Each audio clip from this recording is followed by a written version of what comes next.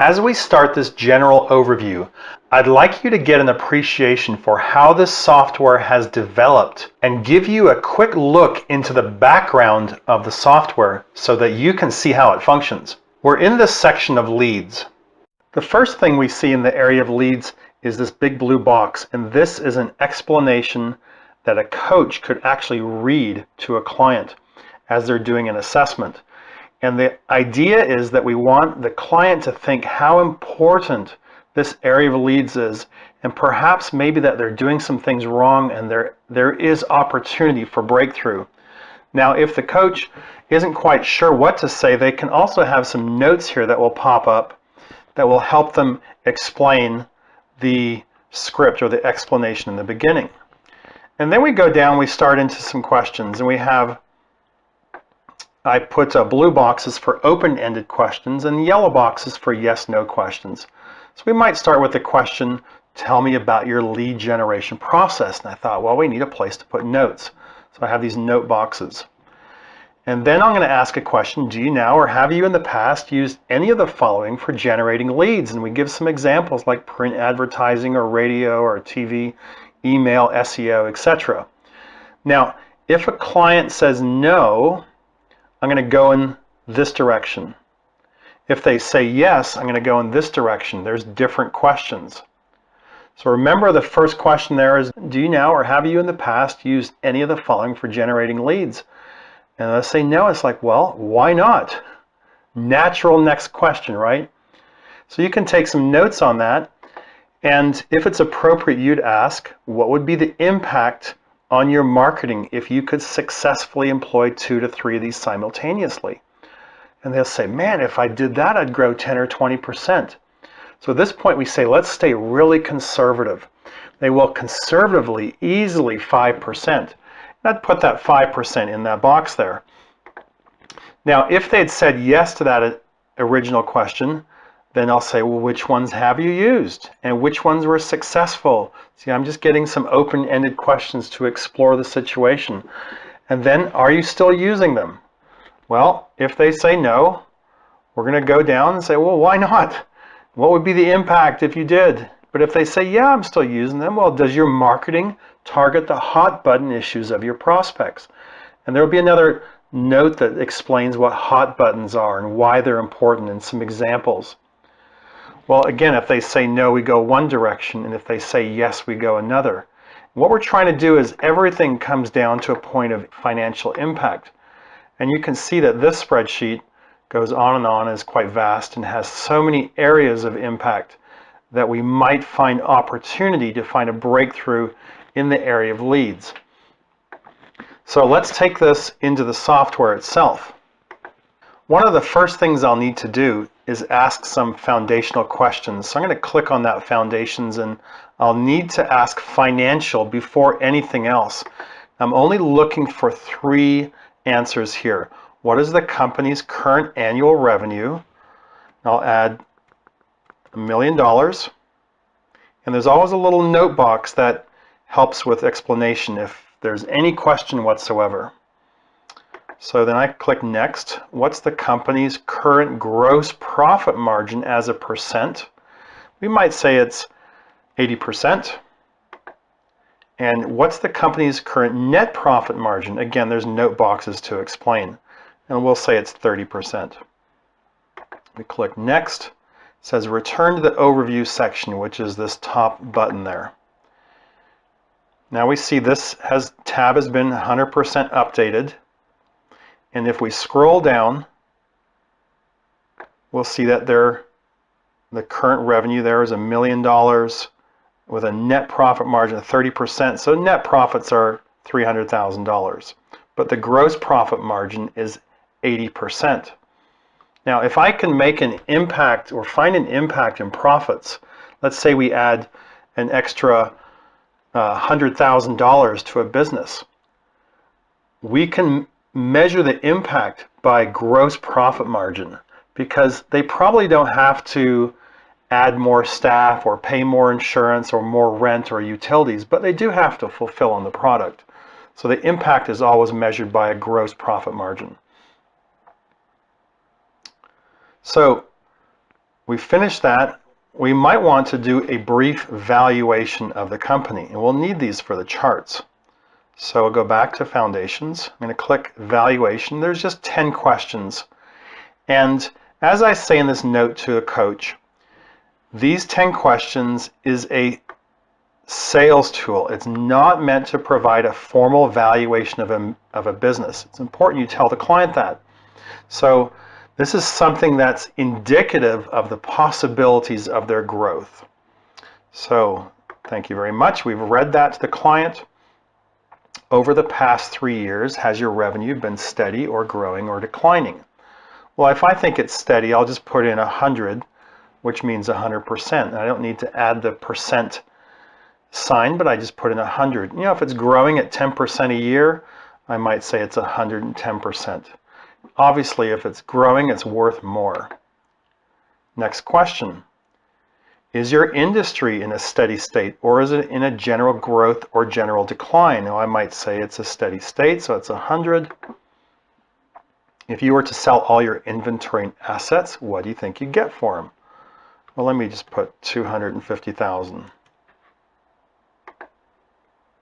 Do you have financials prepared by an accountant with historical, current, and predicted revenue and expenses? Now, a good business will have that. If they don't have it, we'll say no. Then the value of their business is actually lower. Do you have one customer that accounts for at least 15% of the overall revenue? Well, maybe I do, yes. So that's kind of a danger, actually, if we were to lose that client. So the value is a little bit lower than they might expect.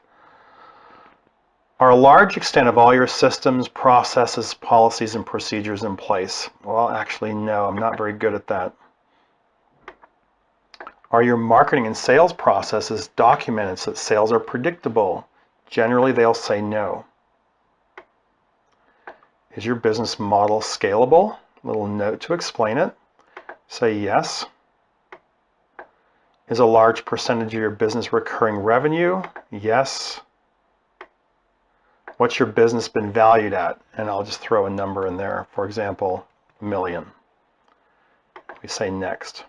So now we have to return to the overview section. And we see that valuation has been completed. Now what I'd like to do is to show you the leads section in the software, because you've seen it initially in the spreadsheet. So we go to leads. There's that initial script that you can use. Tell me about your lead generation process. And this is where you can enter some notes. Also, you can make a comment in the comment box. And after you've made a comment in that box, it'll turn green so you can find those very easily, later on. So we click next.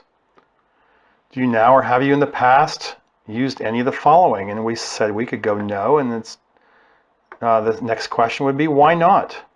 And we enter some answers there. I'll just put some text in.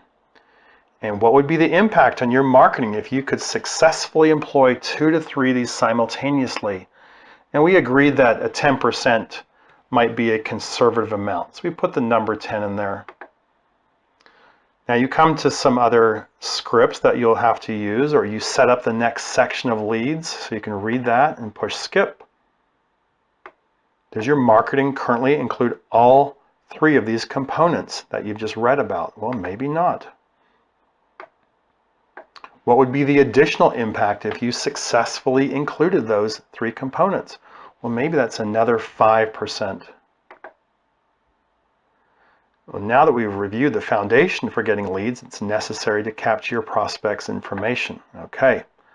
Now, if you don't want to answer a question, you can just push skip if you want to go faster. And you see, you keep going through this, and you come to the end. Maybe we'll add another 5% there. What's been your best lead generation success to date? And I'll just click through a few of these to show you what happens at the end. And maybe we get 3 more %. And there's always an extra area of impact. And maybe you've got a question that hasn't been asked in the software.